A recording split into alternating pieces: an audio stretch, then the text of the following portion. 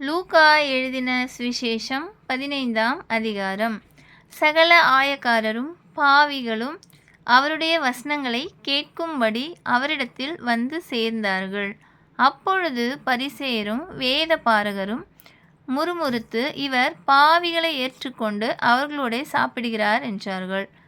அவர்களுக்கு அவர் சொன்ன உவமையாவது, உங்களில் ஒரு மனுஷன் 100 ஆடுகளை உடையவனாயிருந்து அவைகளில் ஒன்று காணாமற் போனால் 99 ஆடுகளையும் வனாந்தரத்திலே விட்டு காணாமற் போன ஆட்டைக் கண்டு பிடிக்கும் அளவும் தேடித் திரியானோ? கண்டுபிடித்த பின்பு அவன் சந்தோஷத்தோடே அதை தன் தோள்களின் மேல் போட்டுக்கொண்டு வீட்டுக்கு வந்து சிநேகிதரையும் அயலகத்தாரையும் கூட வரவழைத்து, காணாமற் போன என் ஆட்டை கண்டுபிடித்தேன், என்னோடு கூட சந்தோஷப்படுங்கள் என்பான் அல்லவா? அதுபோல மனந்திரும்ப அவசியமில்லாத 99 நீதிமான்களை குறித்து சந்தோஷம் உண்டாகிறதை பார்க்கிலும் மனம் திரும்புகிற ஒரே பாவி நிமித்தம் பரலோகத்தில் மிகுந்த சந்தோஷம் உண்டாயிருக்கும் என்று உங்களுக்கு சொல்கிறேன். அன்றியும் ஒரு ஸ்திரீ 10 வெள்ளிக்காசை உடையவளாயிருந்து அதில் ஒரு வெள்ளிக்காசு காணாமற் போனால் விளக்கை கொளுத்தி வீட்டை பெருக்கி அதை கண்டுபிடிக்கிற வரைக்கும் ஜாக்கிரதையாய் தேடாமல் இருப்பாளோ? கண்டுபிடித்த பின்பு தன் சிநேகிதிகளையும் அயல் வீட்டுக்காரிகளையும் கூட வரவழைத்து, காணாமற் போன வெள்ளிக்காசை கண்டுபிடித்தேன், என்னோடு கூட சந்தோஷப்படுங்கள் என்பாள் அல்லவா? அதுபோல மனம் திரும்புகிற ஒரே பாவி நிமித்தம் தேவனுடைய தூதருக்கு முன்பாக சந்தோஷம் உண்டாயிருக்கிறது என்று உங்களுக்கு சொல்கிறேன் என்றார். பின்னும் அவர் சொன்னது, ஒரு மனுஷனுக்கு 2 குமாரர் இருந்தார்கள்.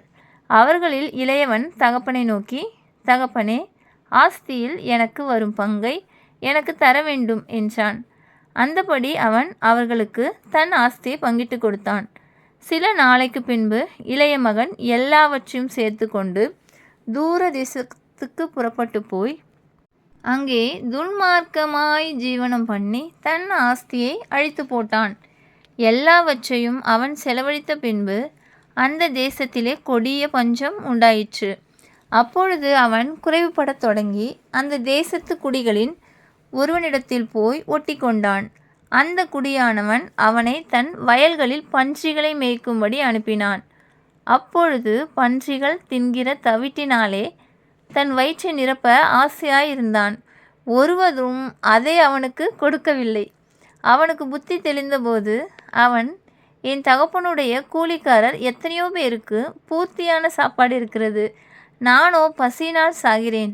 நான் எழுந்து என் தகப்பனிடத்திற்கு போய், தகப்பனே, பரத்துக்கு விரோதமாகவும் உமக்கு முன்பாகவும் பாவம் செய்தேன். இனிமேல் உம்முடைய குமாரன் என்று சொல்லப்படுவதற்கு நான் பாத்திரன் அல்ல. உம்முடைய கூலிக்காரரில் ஒருவனாக என்னை வைத்துக்கொள்ளும் என்பேன் என்று சொல்லி எழுந்து புறப்பட்டு தன் தகப்பனிடத்தில் வந்தான். அவன் தூரத்தில் வரும்போதே அவனுடைய தகப்பன் அவனை கண்டு மனதுருகி ஓடி அவன் கழுத்தை கட்டிக்கொண்டு அவனை முத்தம் செய்தான்.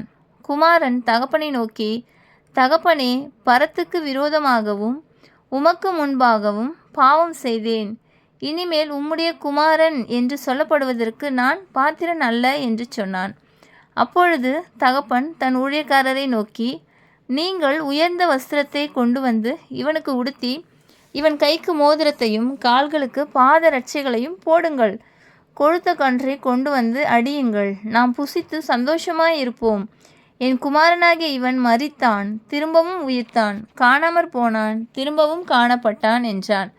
அப்படியே அவர்கள் சந்தோஷப்படத் தொடங்கினார்கள். அவனுடைய மூத்த குமாரன் வயலில் இருந்தான். அவன் திரும்பி வீட்டுக்கு சமீபமாய் வருகிறபோது கீத வாத்தியத்தையும் நடன களிப்பையும் கேட்டு ஊழியக்காரரில் ஒருவனை அழைத்து இது என்ன என்று விசாரித்தான். அதற்கவன், உம்முடைய சகோதரன் வந்தார், அவர் மறுபடியும் சுகத்துடனே உம்முடைய தகப்பனிடத்தில் வந்து சேர்ந்தபடியினாலே அவருக்காக கொழுத்த கன்றை அடுப்பித்தார் என்றான்.